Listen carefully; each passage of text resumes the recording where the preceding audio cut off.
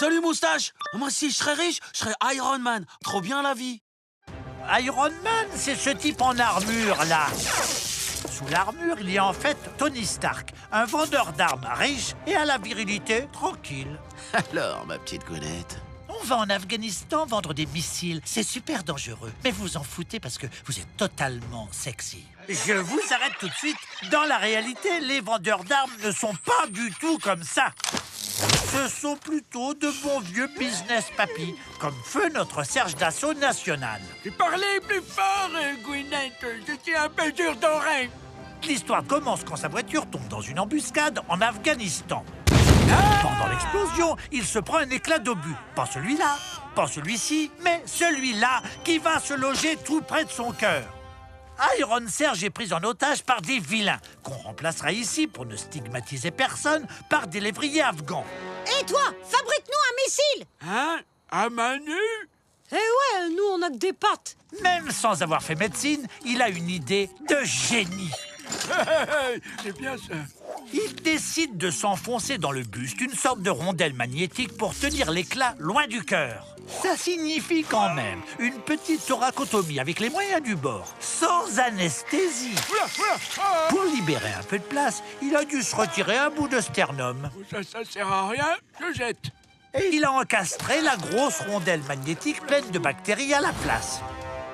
Le corps humain ne contient pas de vide inutile. Le réacteur d'Iron Serge décale donc forcément au moins un organe, comme l'estomac par exemple. Désormais incliné, le pauvre organe risque à tout moment la remontée gastrique. Qu'on se le dise une fois pour toutes, Iron Man digère très mal. Chien d'Afghan. Pardon. Mais le pire, c'est l'armure. Ce monstre passe de 0 à 1000 km/h en quelques secondes, produisant des accélérations de plus de 300 G. Vive le monde libre! Rien qu'à 9 G, un pilote de chasse entraîné peut perdre connaissance et convulser. Alors imaginez son état à 300 G. Eh, y a le boss qui a encore pété la terrasse. Bonsoir. Ce qui est un peu ballot quand on a un cœur si fragile. Vous sentez le fennec, Iron? Vous dites? Si vous pensez encore qu'il suffit d'être milliardaire pour être épargné par les lois de la physique, tapez « Tu mourras moins bête » sur arte.tv. Avec ça, c'est sûr, vous mourrez moins bête. Mais bon, vous mourrez quand même. Prof, par quoi dois-je me faire mordre pour obtenir des super-pouvoirs qui feraient de moi un homme politique exceptionnel et branché? Qu'est-ce que c'est que cette question super tordue? Mais c'est pas si bête. Dans les films ou les BD, les héros récupèrent souvent les pouvoirs des animaux. D'ailleurs, vous avez remarqué, c'est toujours des pouvoirs avantageux. Regardez Spider-Man. Tiens, prends cela, bouffon. Ah, c'est dégueulasse! Bizarrement, il ne développe jamais les caractéristiques un peu gênantes de l'araignée. Laisse, mais son corps change. Bah alors, vous conseillez quoi pour ce jeune loup qui veut sauver la France? Oh, pourquoi ne pas se laisser mordre par le Physarum polycéphalum? Le Physarum, ou plus simplement le blob, n'est ni un animal, ni une plante, ni une mousse. Ni à première vue d'une grande aide pour notre jeune ambitieux. La première difficulté sera d'abord de trouver comment se faire mordre, car le blob n'a ni dents ni bouche. Mormoir. Attention, le blob laisse un mucus, comme les escargots, partout où il passe. Ça ne lui sert pas seulement de fil d'Ariane. Tu parles d'un super-pouvoir pourri. Salut Jean-Mi, salut Martha. Duguin, vous passerez dans mon bureau. Ce mucus lui sert aussi de mémoire. Il s'est passé quelque chose entre nous hier, Madame Pichon? Bah oui, un peu quand même.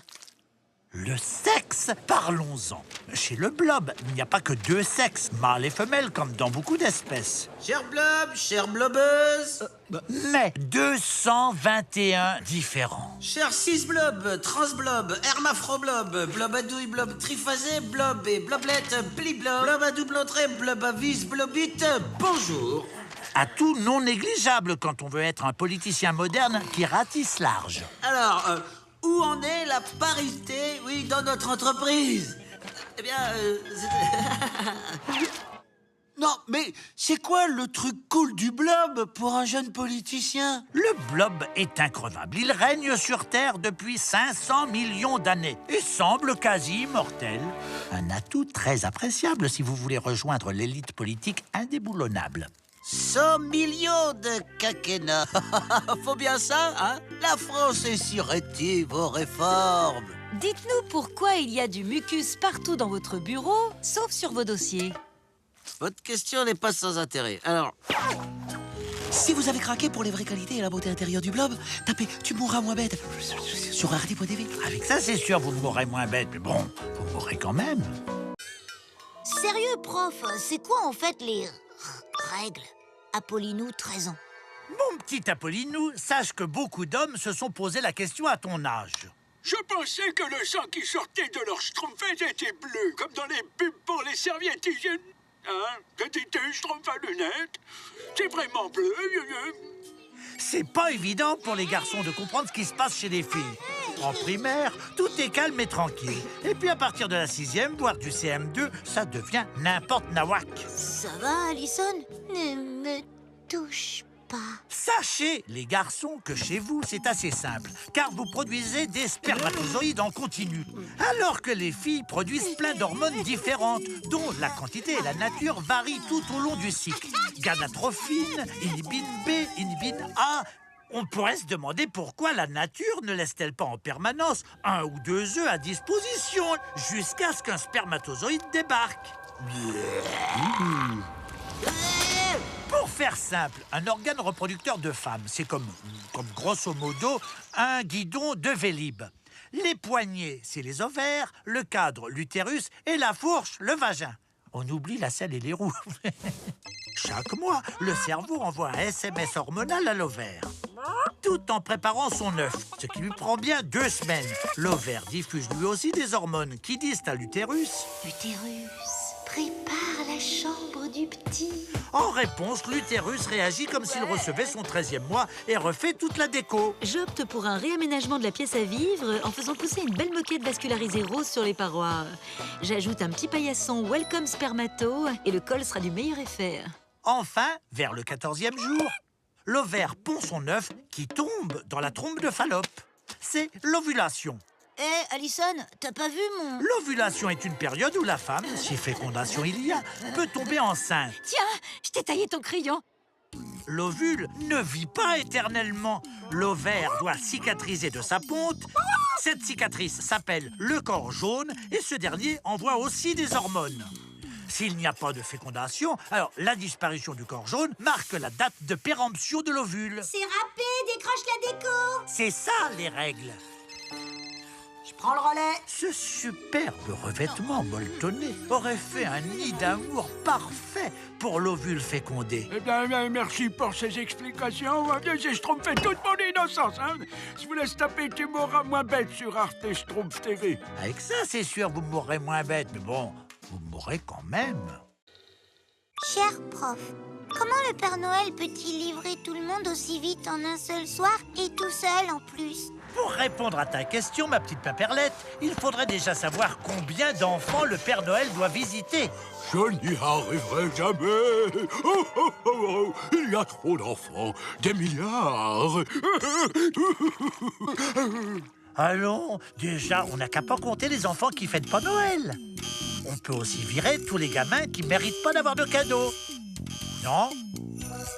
Ça, c'est bien. Père Noël, vous devez, si vous l'acceptez, ne plus livrer que 375 millions d'enfants répartis selon une densité de 48 habitants au kilomètre carré, soit un foyer tous les 20 mètres. Pitié. Je pars. Pour y parvenir, Père Noël doit tracer à 1000 km par seconde. Par seconde! C'est quand même 3000 fois la vitesse du son. En 1954, le docteur John Stapp voulait connaître les accélérations maximales que pouvait supporter un humain. Ouais, vas-y, mets la purée, Jimmy. Il s'est donc accroché à un siège, couplé à une fusée, et fut lancé sur un rail à 1000 km/h en seulement 5 secondes. Puis, il fut freiné en moins de 2 secondes, se prenant 40 G dans la carcasse, c'est-à-dire 40 fois son poids. Tout va bien. Je sens plus mes dents. Stap s'en sortit avec des côtes cassées, des brûlures et resta aveugle pendant 45 minutes à cause de tous les vaisseaux sanguins de ses yeux qui avaient éclaté. Pourtant, Stap allait 3600 fois moins vite que le Père Noël. Oh, c'est Père Noël! Père Noël! Oh, les enfants. En vérité, le Père Noël n'aurait qu'un millième de seconde pour déposer ses cadeaux, ce qui représente quand même un sacré challenge pour un vieux monsieur aveugle, en surpoids. Faut aussi penser au traîneau, car il y aurait dans les 320 000 tonnes de cadeaux à livrer. Vous savez combien de bestiaux il faut pour tirer tout ça? Environ 214 000 rennes supersoniques. Allez. Sans compter les tonnes de crottins.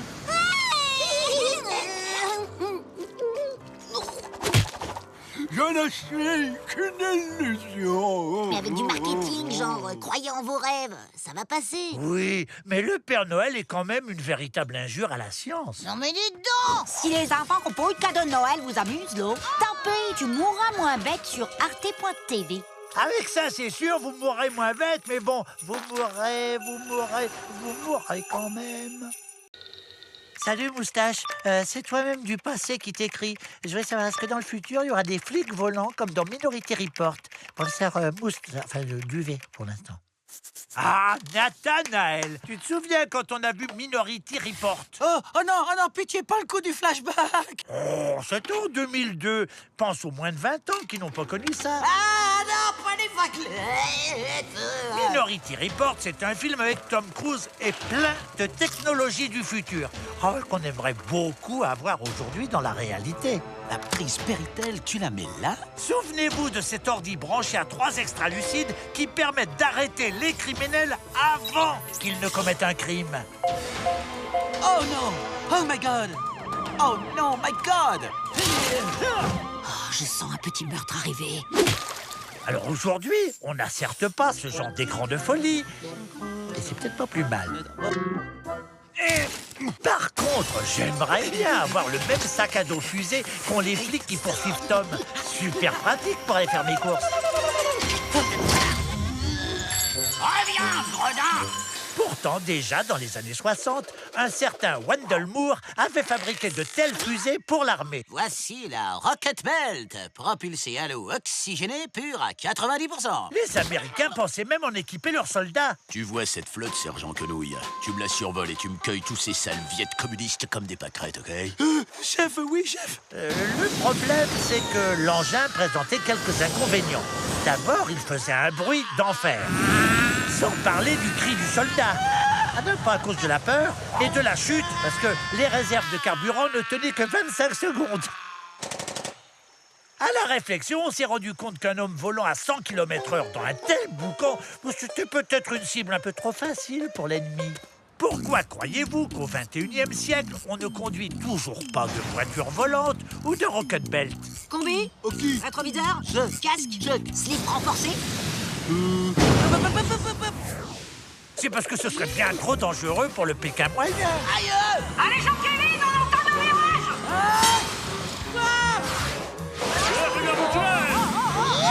Mais c'est tout. Il y a un autre détail d'importance. À savoir que l'engin envoyait de la vapeur d'eau à 700 degrés dans les fesses. Si vous croyez encore au truc de film qu'on n'aura jamais dans la vie parce que c'est vachement trop dangereux, tapez « Tu mourras moins bête » sur arte.tv. Avec ça, c'est sûr, vous mourrez moins bête. Mais bon, vous mourrez quand même.